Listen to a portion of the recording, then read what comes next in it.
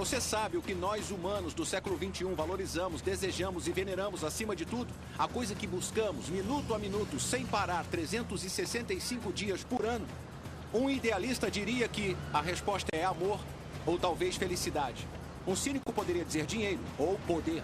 Eu penso o seguinte: depois de ver os meus colegas bípedes tropeçarem nessa rocha giratória por tantos anos, eu diria que o impulso humano mais profundo, o nosso maior desejo e necessidade é a comunicação. E agora, neste momento, a comunicação está mudando. Antigamente, o jeito como a nossa cultura falava sobre si, todas as coisas que líamos, assistíamos e ouvíamos eram controladas pelos figurões que dirigiam os jornais e as redes de TV, os chefões dos estúdios e os monstros da música. E essa gente decidia não só quais informações você receberia, mas quando e como as conseguiria e o quanto pagaria por elas também. Eu sou o John Heilemann e estou aqui para contar a você sobre um levante na comunicação que vem acontecendo ao nosso redor. Uma revolta incendiária dos mais fracos que fez tremer os gigantes da mídia em seus ternos de alfaiataria. Uma revolta alimentada pelo que mais? Pela internet. Para contar essa história, explorei a vastidão infinita da internet. De seus quadrantes mais movimentados até os seus esconderijos mais infecundos. Penetrei nos bastidores do Vale do Silício, mergulhando nos assuntos e reuniões dos líderes de uma nova geração de empresas como o YouTube, e o MySpace e o Facebook. Empresas que começaram a transformar a rede em um meio de mão dupla, interativo e democrático. Controlado por ninguém, mas moldado por todos. Em outras palavras, o nosso meio. Eu também mergulhei na história da rede para contar a você a história de como as sementes dessa transformação notável foram lançadas. Hoje todos nós sabemos como a rede mudou o mundo, mas esta é a história de como a rede está transformando a rede. A internet.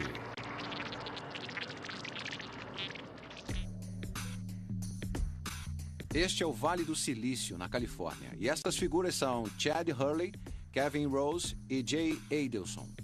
E eles podem até parecer mais com cordeiros do que leões, mas esses caras são os líderes da Revolução Web 2.0. Rose e Adelson dirigem o Digg, o site de notícias sociais da rede, cujo conteúdo é escolhido por sua devotada comunidade de usuários, que é de milhões.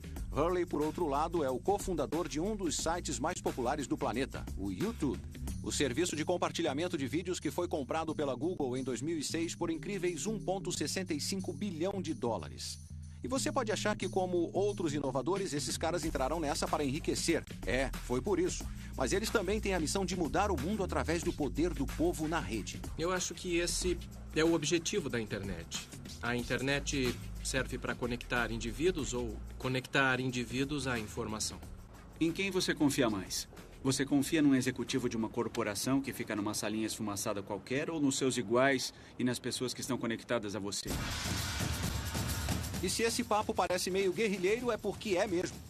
O Digg e o YouTube fazem parte de uma nova onda de serviços da rede, cada um mais popular do que o anterior, na qual todos oferecem uma alternativa para a mídia antiga, como esta que você está vendo agora.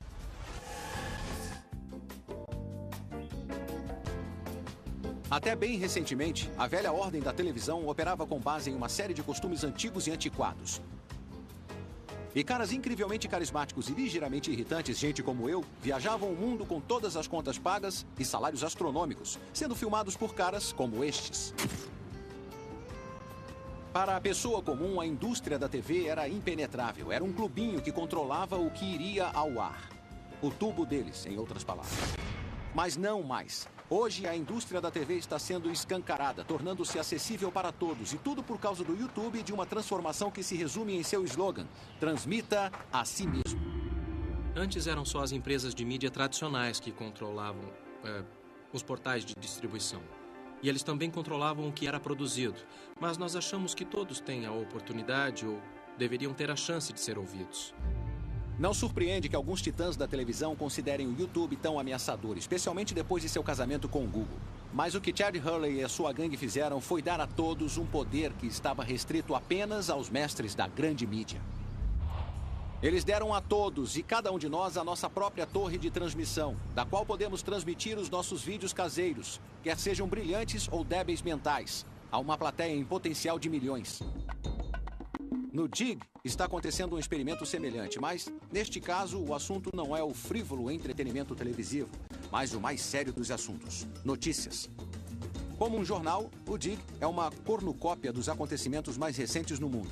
Mas aquilo que vai parar na primeira página do Dig não é decidido por nenhum Mauricinho metido à âncora de jornal, é decidido por você, o usuário. E quanto mais pessoas Dig, que equivale a dizer votam, por uma determinada história, mais destaque ela terá no site. Bom, era sempre um punhado de editores que determinava o que ia para a primeira página de um jornal ou de qualquer mídia impressa. Agora são os nossos quase 1 milhão de editores registrados, constantemente à procura de grandes notícias, informações, histórias, vídeos e tudo mais para expor à comunidade. O que o Dig está fazendo é mostrar que um blog pode estar no mesmo nível que o New York Times e que cabe ao público decidir o que é importante. O pessoal tanto do YouTube como do Dig acreditam em uma teoria chamada sabedoria das multidões. Eles também estão cientes do fato de que nada nos agrada mais do que o som da nossa própria voz e a nossa própria imagem projetada numa tela. E no momento ninguém compreende melhor tudo isso do que este garoto, Mark Zuckerberg, de 22 anos, fundador de um borbulhante site de interconexão social, o Facebook. O motivo de você passar tanto tempo se comunicando com seus amigos, sabe, e com outras pessoas que você respeita é porque as opiniões deles e o que dizem significam muito para você. Então, o que tentamos fazer no Facebook foi mapear todos os relacionamentos que as pessoas têm. Há cerca de um ano, cruzei o país num voo com Arthur Sulzberger, o editor-chefe do New York Times, e com Mark Zuckerberg. Zuckerberg chegou 20 minutos atrasado para o jato do New York Times, imagine, vestindo um short de ginástica e de chinelos. Ouvir a ele e Sulzberger falar sobre um futuro da mídia foi como ouvir um marciano conversando com um bastão de beisebol. Terminado o voo, Sulzberger me perguntou o que eu achava de Zuckerberg. Eu disse que o achava esperto, mas jovem. Sulzberger respondeu: é esperto, mas muito jovem e muito sortudo. E disse que ele era só a novidade do mês. Um ano depois, o preço das ações e os lucros do New York Times estavam em queda livre e a empresa reconhecia que a sua estratégia na rede era uma confusão só. Enquanto isso, o Facebook estava cada vez mais popular, a caminho de se tornar uma empresa multibilionária de capital aberto e possivelmente até mesmo o próximo Google.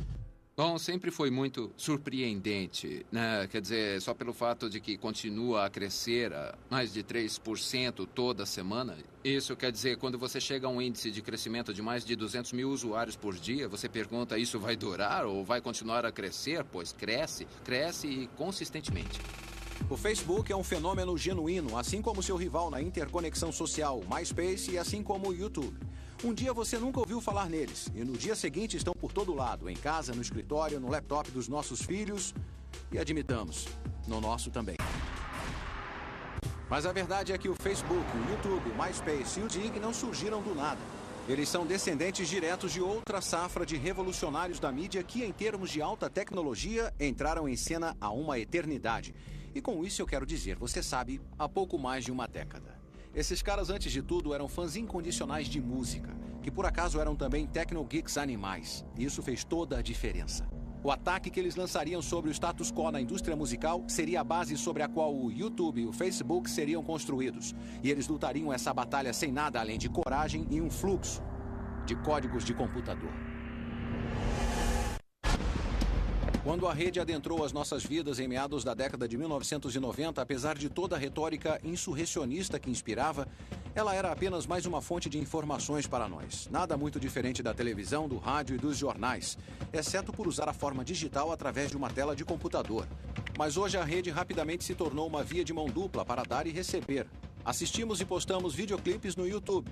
Blogamos, mandamos fotos e partilhamos detalhes íntimos da nossa vida obsessivamente em sites de interconexão social como o Facebook e o MySpace. Nos últimos 100 anos, a mídia de massa vinha funcionando através de umas poucas empresas grandes, que basicamente coletavam o que eles consideravam as informações mais interessantes que impunham ao seu público.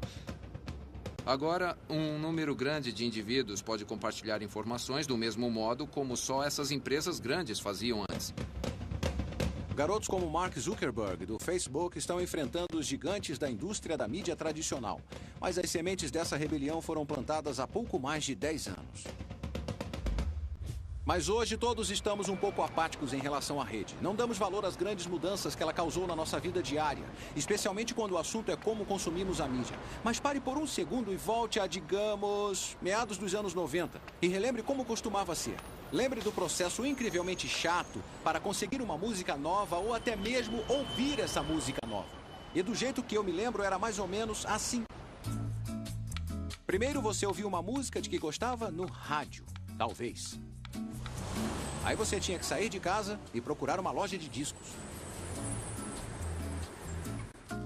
Você fuçava um pouco, encontrava a música que estava procurando e então percorria todo o caminho de volta para casa. Por fim, você voltava para a sua sala confortável com o seu novo e caro CD, comprado só por causa daquele single que você tinha gostado.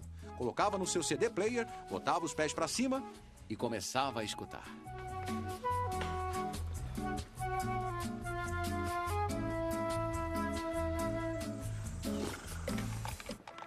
E era muito comum você descobrir que o resto do CD era um lixo total. Mas antigamente era assim que funcionava e não tinha mais o que fazer. Ou pelo menos era isso que a maioria de nós pensava. Mas escondidos nos dormitórios das faculdades e nos subúrbios dos Estados Unidos havia um pessoal que pensava diferente. Os nerds em questão eram caras como David Wickley, Justin Frankel, Cable Sasser e Steve Frank. Amantes de música que começaram a brincar com uma tecnologia obscura que uniu músicas aos PCs e à rede. Acho que a maioria das pessoas não estava pronta para a ideia de que música de verdade podia sair de seu computador e que elas podiam conhecer novas músicas através de seu computador e da internet. E a maioria dos computadores nem sequer vinha com alto-falantes. Era uma época empolgante, porque era o início daquela revolução da música e dava para sentir que estava mudando, dava para sentir que algo grandioso ia acontecer. Eu tinha feito um software para tocar música que, na verdade, tinha baixa qualidade e um hardware feito em casa no colegial. Daí, quando eu entrei para a faculdade, os MP3 já estavam meio que disponíveis. Daí eu comecei a brincar com isso e a qualidade até que era bem boa. Antigamente, os arquivos de música eram enormes e pesados, mas o MP3 forneceu um meio de comprimir dados em um pacote digital muito menor e, portanto, mais fácil de enviar e receber pela rede. Animados com as possibilidades oferecidas por isso, Frank, Sasser e Frankel, de 18 anos, criaram tocadores de mídia baixável, o Audion e o Winamp. Aplicativos que permitiam aos usuários armazenar e tocar músicas na forma de MP3 em seu computador. Mas isso foi só o começo. Amantes de música e entusiastas da internet como David Wickley estavam empolgados com a ideia de distribuir e acessar músicas em MP3 online. Ainda calouro de ciência da comunicação em Stanford, Wickley lançou um site com informações sobre MP3, cheinho de músicas baixáveis. Umas 2 semanas depois que eu comecei, eu recebi um telefonema da segurança de rede de Stanford e eles me perguntaram: "Ei, o que está acontecendo? Mantemos uma lista de 10 a 20 servidores no campus que usam banda larga.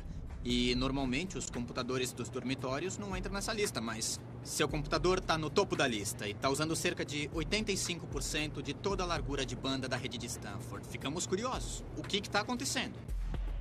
O que estava acontecendo eram as primeiras etapas de uma insurgência na internet que logo pegaria a antiga ordem do ramo musical totalmente de surpresa. Porque, em Los Angeles, executivos como Jay Sammet, da gravadora EMI, haviam garantido seu conforto fazendo as coisas da mesma maneira tecnofóbica que sempre haviam feito. MP3, áudio na rede, ripar, mixar, queimar. A reação deles foi: sem chance. A indústria fonográfica como indústria, todas as gravadoras trabalhando juntas, bancaram um projeto chamado Madison, que era um teste com a IBM para pôr gravadores de CD nas casas das pessoas. Esse foi um teste feito em San Diego para ver se os consumidores comprariam, baixariam e gravariam música. E a conclusão desse teste caríssimo feito pela IBM e por essas grandes gravadoras foi que os consumidores nunca iriam querer fazer isso. Que revelação brilhante essa! E vale a pena lembrar, é claro, que 2 décadas antes, os gênios da IBM tinham decidido que o mercado mundial de PCs jamais superaria alguns milhares de unidades. E então os dinossauros da indústria fonográfica estariam cometendo o mesmíssimo erro de novo. Em vez de Deus nos livre, abraçar a rede, os figurões da indústria fonográfica adotaram uma postura de total e absoluta negação. Eles não permitiriam que qualquer material com registro de direitos autorais de seus artistas circulasse em qualquer lugar na rede. Mas como a indústria logo descobriria, como qualquer pai ou mãe acaba descobrindo, que os garotos norte-americanos não estavam nem aí se era permitido ou não. A ideia de que a música podia ser distribuída na rede, libertada do jugo da indústria fonográfica, estava para se popularizar de maneira absoluta, em meio a um frenesi de downloadings que acabaria por criar a base para serviços como o YouTube. E tudo isso graças a um garoto tímido de 18 anos de Boston, com uma ideia nova para um software, mas muito destruidora. A ideia dele se chamava Napster e o seu nome era Sean Fanning.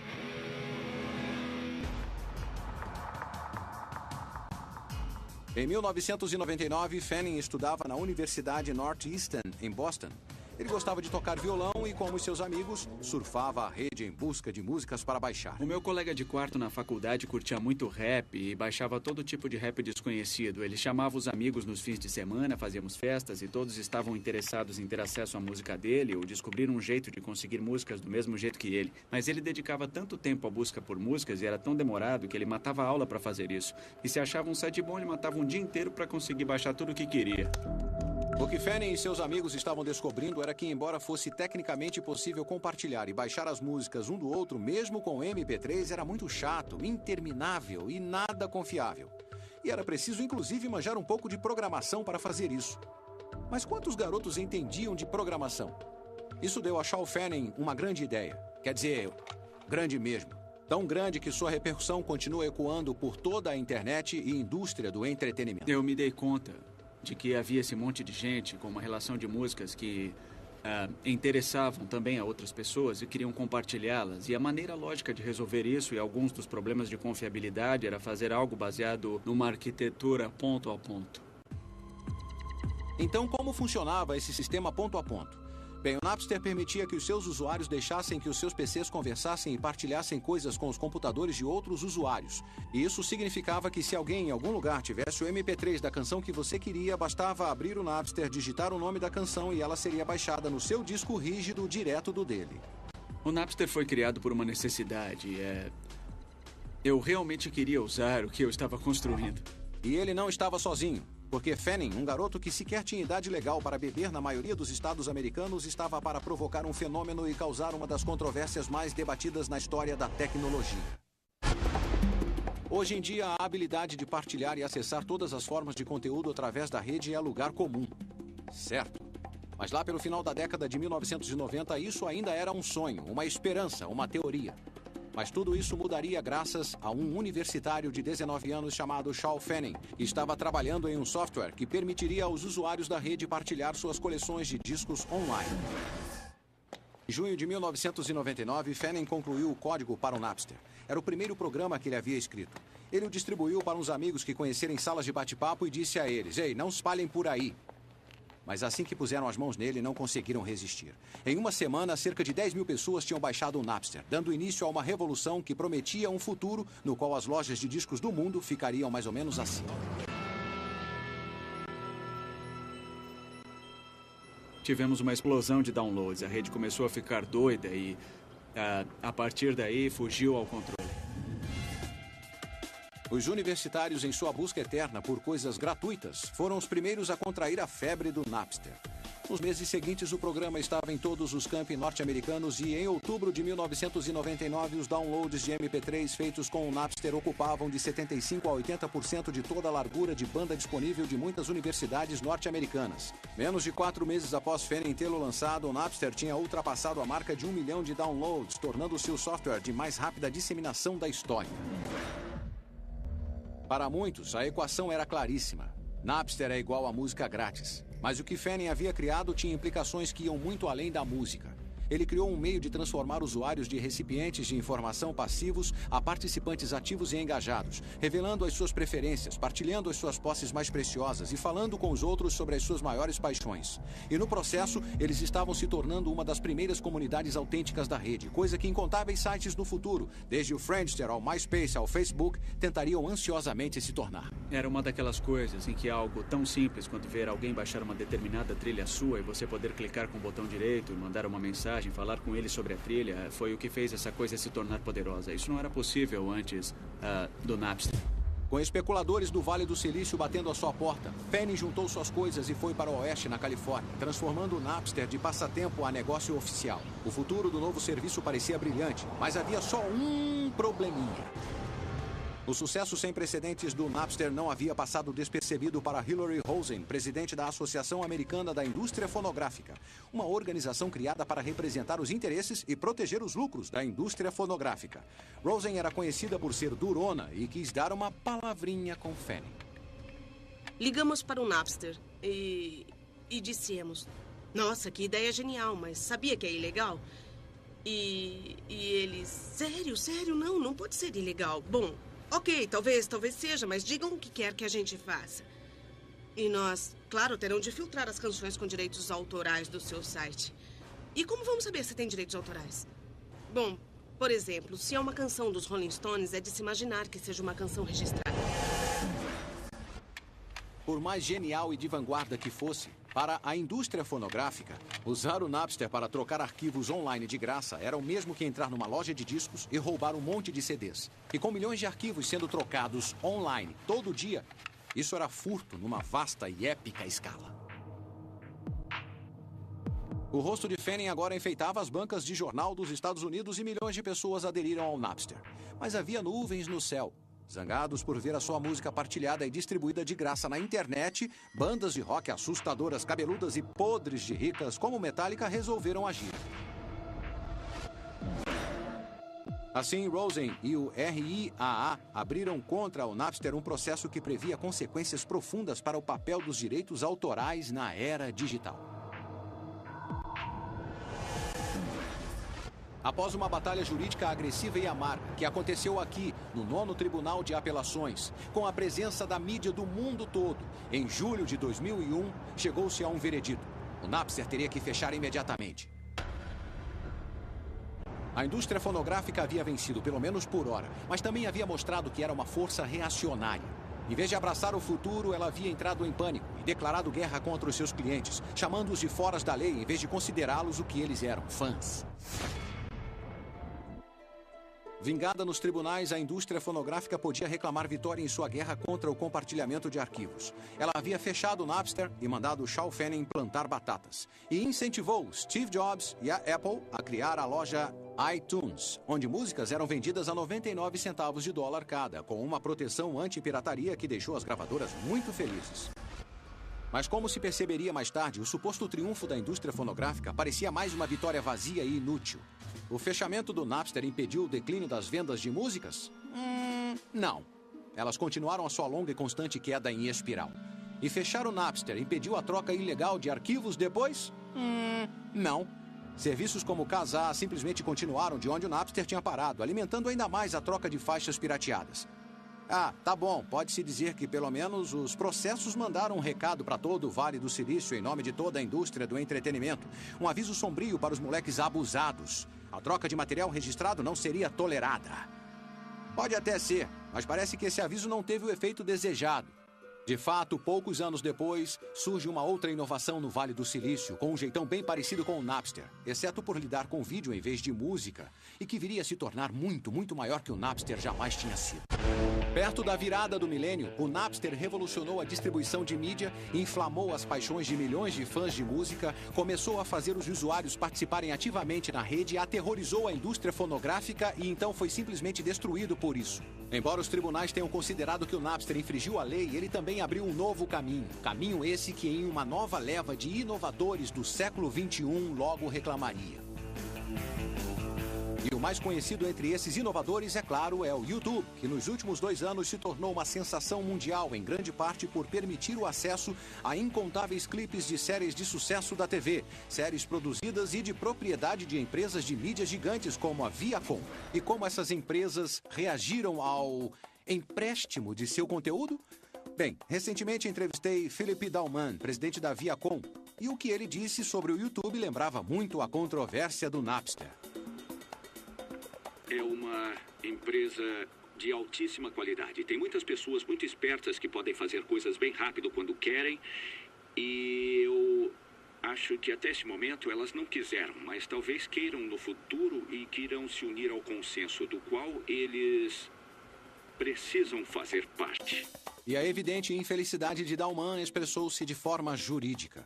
A Viacom abriu um processo de $1 bilhão contra o YouTube, acusando o site de descaso descarado pelas leis de propriedade intelectual devido ao material registrado que aparece no site. E você pode ficar tentado a perguntar, essa gente não aprendeu nada? E eu a responder, acho que não. Embora o YouTube remova qualquer material registrado assim que o dono solicita, e embora o YouTube esteja tentando criar um sistema mais fácil, parece que os medos de Dauman não diminuíram. Mas fazer o YouTube ceder não será tão fácil quanto fechar o Napster, porque, diferentemente do Napster, o YouTube não é mais uma entidade sem verba. O seu benfeitor tem uma conta bancária enorme. É o gigante das buscas, o Google, que comprou o YouTube no final de 2006. Acho que definitivamente teria sido difícil, para dizer o mínimo, sem usar os recursos do Google, lidar com o nível de, interesse em nossa empresa por parte dos grandes da mídia. O YouTube pode ter se tornado o maior alvo na tentativa da velha guarda proteger os seus flancos. Mas embora o serviço realmente tenha se tornado um lugar onde milhões de pessoas postem e compartilhem material registrado, essa pode não ser a maior ameaça que o YouTube representa para os gigantes da mídia. Acredito que o que está afetando a eles não são só os efeitos da internet. A internet abre novas oportunidades de distribuição que eles não necessariamente controlam. E as pessoas têm a oportunidade de criar o seu próprio conteúdo. E as pessoas estão divertindo a si mesmas. E eu acho que, no final, o objetivo é esse. Às vezes, elas se sentem ameaçadas pelo fato de que as pessoas preferem ver a si mesmas do que ver o conteúdo deles. Desde a sua criação, o YouTube tem estado na vanguarda do movimento pelo conteúdo criado pelo usuário. Ele oferece uma plataforma para as pessoas expressarem a sua criatividade e saciarem a sua vaidade. As pessoas ficaram doidas por ele e postam online incontáveis vídeos, digamos de qualidade muito variável. YouTube não veio sozinho. Com a ascensão de sites como Craigslist e Flickr, Dig e Match.com, postar vídeos online se tornou apenas uma das muitas maneiras pelas quais as pessoas se tornaram participantes ativos numa rede que cada vez mais passou a ser uma via de mão dupla. Compartilhar suas músicas, vender coisas, expor fotos pessoais para arranjar um encontro. Com essa mudança de atitude, instalou-se uma nova era na internet. Uma era em que o conteúdo é criado pelas massas, fruto de sua sabedoria e de sua estupidez. Uma era rotulada como Web 2.0. A frase tem significados diferentes para diferentes pessoas, mas ela nunca teve um teórico tão essencial quanto Fred Wilson. Wilson é um especulador de Nova York, um homem muito rico e banca serviços de vanguarda da Web 2.0 como o Delicious e o Twitter. Ele também é um blogueiro altamente respeitado, com uma audiência imensa de pessoas ansiosas para ler os seus devaneios e saber não só sobre dinheiro e investimentos, mas sobre o significado de tudo. Acontece que as pessoas abrem seus navegadores e acessam a rede. Agora podem realmente contribuir com ela. E também podem participar da experiência da rede, e quer seja contribuindo com conteúdo, ou votando no Dig, ou quem sabe pegando um vídeo no YouTube e colocando em algum outro lugar. Elas causam um impacto diário e significativo naquilo que a rede é. Para mim, essa é a essência da Web 2.0. Todos os filamentos da Web 2.0 se convergem para o novo mundo da interconexão social que nasceu após a falência das empresas .com. Primeiro veio o Friendster, um site de encontros enfeitado que acendeu e caiu rapidamente. Mas em seguida veio o MySpace, fundado em meados de 2003 por dois agitadores de Los Angeles, Chris DeWolf e Tom Anderson. A página do MySpace é muito parecida com o quarto de uma pessoa ou potencialmente o seu apartamento, porque a sua página do MySpace tem cores diferentes, tem música tocando ao fundo, tem fotos dos seus amigos. É muito parecido com o que você pode ter no seu quarto ou no seu apartamento. Ela dá a você uma dimensão real sobre alguém que você normalmente não teria. Assim como aconteceu com o Napster, a popularidade inicial do MySpace teve muito a ver com compartilhamento e acesso a músicas. Na primavera de 2005, o site tinha disparado, atraído 27 milhões de usuários registrados, crescendo a uma velocidade monumental e superando até o colosso de tráfego mensal da rede. Quando passamos o Google em acessos, bom, esse foi um momento significativo do tipo, nossa, nós somos tão grandes assim, sabe? Não parecia certo para nós e para a pequena empresa que a gente tinha. O Google era enorme, estava sempre nos noticiários e quando aconteceu foi um momento muito significativo. De repente, o MySpace virou a propriedade mais cobiçada da rede. Tão cobiçada que, de fato, ela chamaria a atenção das maiores empresas de mídia e de seus mais antigos monstros. A ascensão do MySpace também anunciaria aquela que promete ser a próxima grande batalha da alta tecnologia. Uma batalha não entre a nova ordem e a velha ordem, mas entre os astros em ascensão do universo da Web 2.0. No verão de 2005, o MySpace estava por todo lado. De repente, todo garoto que você encontrava na rua tinha uma página no MySpace, e toda a banda também tinha uma. Hollywood tinha começado a usar o site como veículo de marketing para o seu material. Não era preciso ser nenhum gênio para ver que o MySpace era uma mina de ouro em potencial.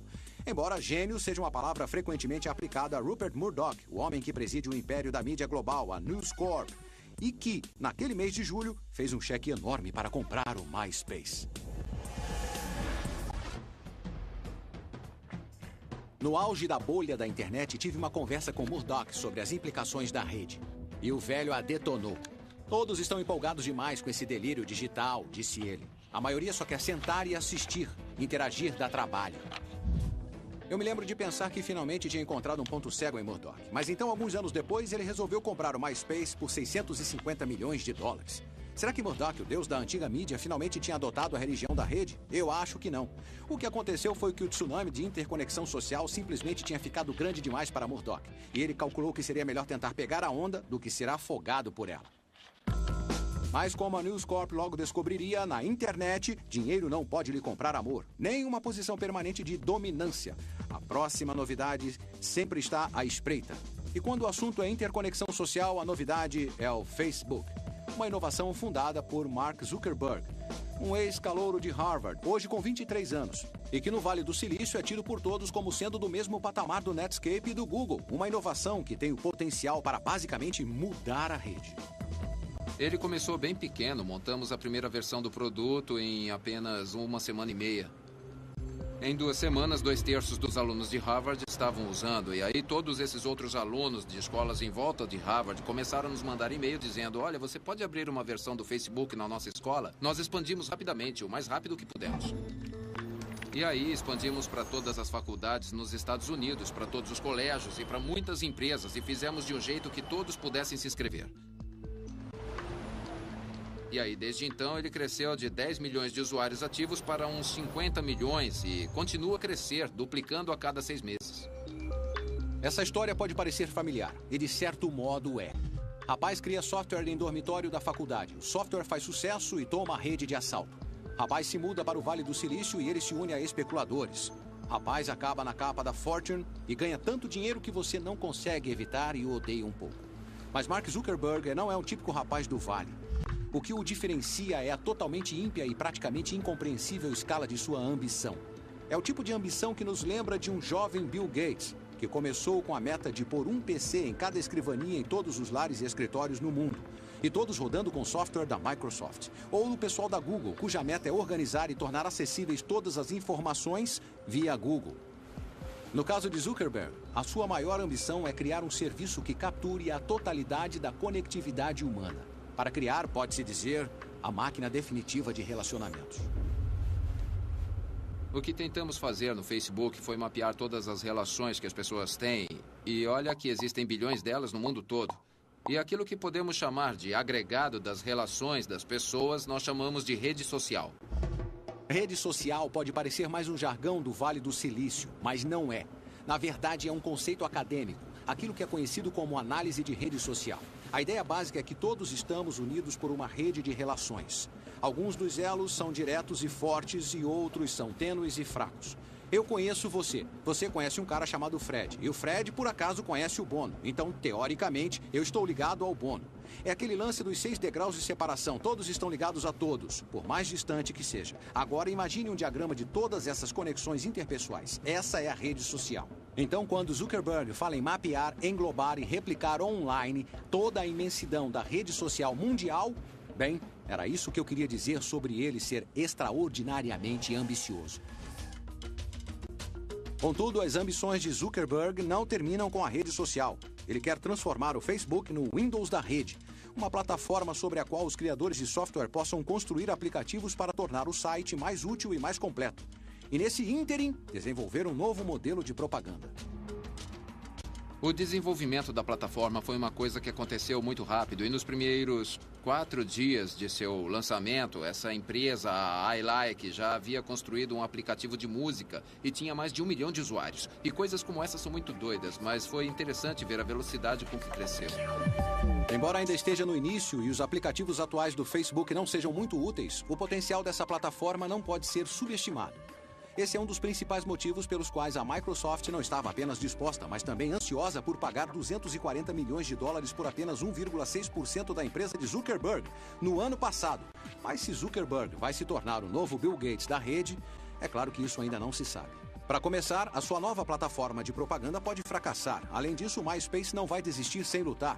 Embora o Facebook esteja crescendo a um ritmo surpreendente, o MySpace ainda é maior. E DeWolf e Anderson, com o apoio de Murdoch, planejam enfrentar o Facebook de frente. Portanto, estamos para testemunhar o próximo grande auê da rede. Facebook contra MySpace. Os geeks do Vale contra os espertalhões de Hollywood. Mas mesmo com Rupert Murdoch espreitando nos bastidores, projetando o MySpace o melhor que pode, esse é o novo tipo de luta. Não é a mídia antiga contra a mídia nova, mas o novo contra o novo. 2 inovadores puro sangue da Web 2.0 lutando pela supremacia. Uma batalha na qual os bens criativos mais importantes somos todos nós, os amadores. Qual lado vai vencer? Talvez os dois, ou talvez nenhum. Com a ascensão da Web 2.0, tudo é possível. Há dinheiro circulando, negócios estão sendo fechados, milionários estão sendo criados da noite para o dia. Mas o que acontece hoje também destaca a verdadeira importância da rede que emergiu nos dias do Napster. A maneira como ele deposita um poder fantástico nas mãos de indivíduos. Embora esse poder possa ser transformado em lucro, existem aqueles cujas aspirações são mais profundas, mais altruístas. São as pessoas por trás de sites como Craigslist e Wikipedia. Pessoas que não podem ser compradas. À medida que a mídia tradicional tem observado a emergência da rede de 2 vias, os seus habitantes começaram a imaginar e até temer pelo futuro de suas indústrias e até deles próprios. E entre os mais temerosos estão os meus amigos que trabalham em lugares como este, no do jornalismo profissional, pois nada resume mais as tendências democratizantes da Web 2.0 do que aquela nova forma de expressão que conhecemos como blog. No mundo todo, pessoas comuns estão postando os seus pensamentos, a sua retórica, os seus conhecimentos e, às vezes, até os seus noticiários na rede. Todos têm alguma coisa a dizer e, de repente, qualquer um pode ser um cidadão jornalista. Mas os meus amigos repórteres não são os únicos sacudidos por essa ascensão da rede de 2 vias. Os chefes deles estão ficando histéricos também.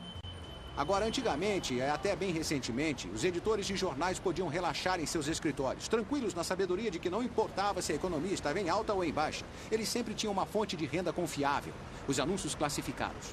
Mas hoje, esses mesmos editores de jornais não estão nada relaxados. Ao contrário, tremem de medo toda vez que uma palavra é dita.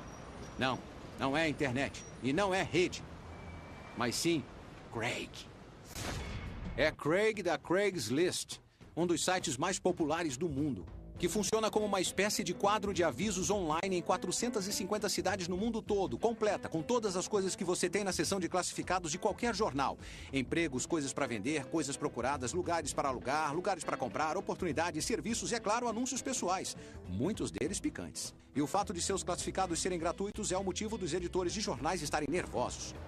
Considerando a escala e o alcance global da Craigslist, é evidente que a empresa por trás dela deve ocupar uma sede enorme e chamativa no coração do Vale do Silício. E é claro que o homem por trás de tudo isso deve ser um bilionário voraz, feroz, formidável e imponente. Ou talvez não. Aí está ele, Craig Newmark, para ser exato. Um ex-programador fofo e de meia idade que gerencia esse site livre para usar e livre para postar em seu minúsculo escritório em São Francisco, que já foi seu apartamento. Como Jim Wales, fundador da Wikipedia, a enciclopédia gratuita criada por usuários, Newmark é uma prova viva de que a rede não era só para ganhar dinheiro. É para dar liberdade à comunicação. Compartilhamos alguns valores com praticamente todos em nosso país e talvez com todos no mundo. E funciona assim. Uma vez que você fature o suficiente para viver com conforto e garantir o seu futuro, qual é o sentido de ter mais? Esses são os valores que nos passam na escola dominical que aprendemos na nossa criação. E vamos seguindo desse jeito. Estamos numa era em que as pessoas estão começando a perceber que comunidades que supervisionam a si mesmas, podem produzir trabalhos de altíssima qualidade, quer sejam software de fonte aberta ou algo como a Wikipedia, a abertura, a transparência, contanto que você tenha normas sociais estabelecidas que incentivem o bom trabalho e desencorajem as coisas ruins, o produto resultante disso é muito bom. Na verdade, a qualidade da informação na Wikipedia não é uma maravilha. Devido à sua natureza aberta e ao fato de que oferece anonimato a qualquer um que queira adicionar, subtrair ou editar as informações em suas entradas, a Wikipedia é vulnerável ao abuso. Pró-democráticos inseriram as palavras idiota e racista, a biografia de Rush Limbaugh. E pró-republicanos mudaram a entrada da guerra do Iraque e a chamaram de liberação em vez de ocupação. Então, talvez a melhor maneira de pensar na Wikipedia é que ela contém 100 vezes mais informação do que uma enciclopédia à moda antiga, mas tem apenas cerca de 90% de precisão. No geral, não é uma troca muito ruim. Então, contanto que você reconheça que, embora a Wikipedia possa ser um recurso inestimável, ela não deve ser considerada definitiva, nem considerada infalível. A Wikipedia e a Craigslist demonstram, e o espaço cibernético deixa evidente, a rede nos pertence. Ela nos deu um megafone através do qual podemos gritar o nosso ponto de vista, por mais que seja ou não maluco, trivial ou profundo, para exibir a nossa criatividade para os amigos, família e para totais estranhos, para acessar a mídia do jeito que queremos e dizer o que quisermos. O que estamos vendo agora é o fluxo de poder de um grupo relativamente pequeno de pessoas, de qualquer um que queira o seu pedacinho de poder através da rede. Nós passamos por aquela bolha.com quando começou a parecer que a internet só teria anúncios em pop-up e venda de comida de cachorros e coisas assim. Então isso remonta a uma era anterior. Agora, qualquer um pode chamar sua atenção. E isso importa. Há problemas com ela, mas essa é uma grande onda de democracia. Isso quer dizer que a rede finalmente está se tornando aquilo que os seus criadores sempre quiseram. Uma coisa que as grandes empresas nunca poderão controlar: o meio de expressão do povo. Você não acredita em mim? Pergunte ao cara que a inventou. Originalmente, a ideia da rede é que ela seria uma via de mão dupla com a qual eu poderia contribuir. E na última década, a rede não fez isso, mas estamos retomando a ideia de uma rede de mão dupla. Então, o fato de ser um espaço onde as pessoas podem escrever um blog e contribuir para uma wiki é muito empolgante para mim, porque trazem a pessoa comum de volta como autor. Versão brasileira, DPN Santos. E quanto ao futuro? Para onde a rede vai? Bem, se eu pudesse responder a isso com exatidão, seria um bilionário. E com certeza, sob nenhuma circunstância, partilharia essa informação com você. Mas o que eu sei é a direção geral das mudanças que estão por vir na rede. Maior, mais veloz, mais social, mais penetrante, mais consumidora, mais envolvente. E quer gostemos ou não, a rede tomou vida própria. Ela é autocatalítica. Os dominós iniciaram a sua reação em cadeia, mas ainda restam muitos a cair. Palavras, o nosso meio. Eu também mergulhei na história da rede para contar a você a história de como as sementes dessa transformação notável foram lançadas. Hoje todos nós sabemos como a rede mudou o mundo. Mas esta é a história de como a rede está transformando a rede. A internet.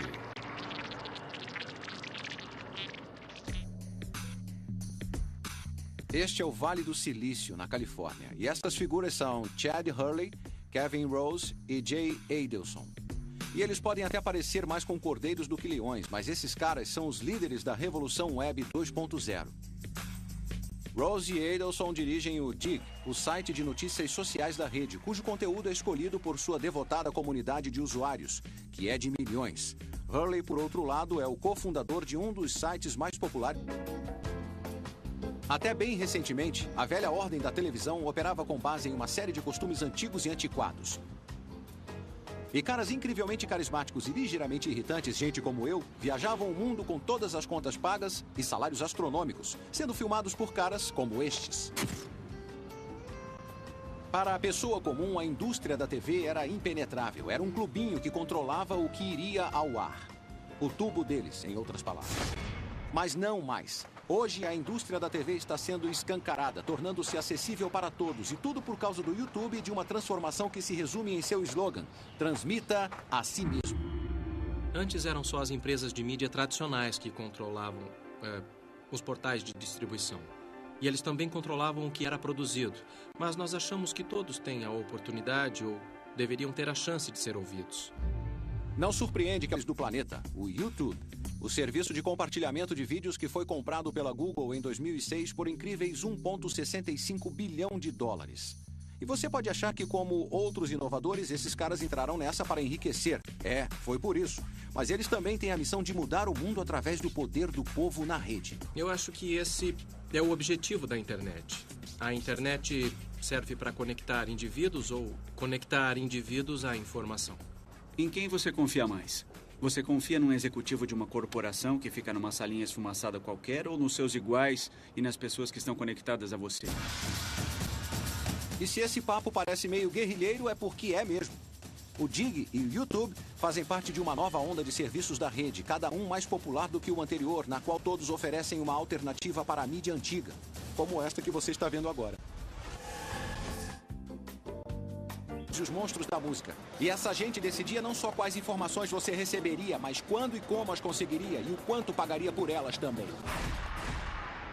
Eu sou o John Heilemann e estou aqui para contar a você sobre um levante na comunicação que vem acontecendo ao nosso redor. Uma revolta incendiária dos mais fracos que fez tremer os gigantes da mídia em seus ternos de alfaiataria. Uma revolta alimentada pelo que mais? Pela internet. Para contar essa história, explorei a vastidão infinita da internet, de seus quadrantes mais movimentados até os seus esconderijos mais infecundos. Penetrei nos bastidores do Vale do Silício, mergulhando nos assuntos e reuniões dos líderes de uma nova geração de empresas como o YouTube e o MySpace e o Facebook. Empresas que começaram a transformar a rede em um meio de mão dupla, interativo e democrático. Controlado por ninguém, mas moldado por todos. Em outras